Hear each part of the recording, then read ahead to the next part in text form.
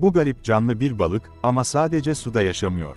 Adı, çamur zıpzıplı. Gelgit bölgelerinde, çamurun üstünde yürüyor, hatta zıplıyor. Göğüs yüzgeçleri adeta ayak gibi iş görüyor. Gözleri başının tepesinde ve birbirinden bağımsız hareket edebiliyor, bu sayede etrafını sürekli kontrol ediyor. Hem suda hem karada nefes alabilen nadir türlerden biri.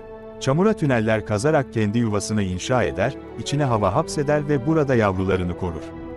Çamur zıpzıpları, evrimsel geçişin yaşayan bir kanıtı gibi. Ne tam balık, ne tam kara canlısı. Ama ikisinin arasında olağanüstü bir hayatta kalma uzmanı. Kanalıma abone olup destek olabilirsiniz.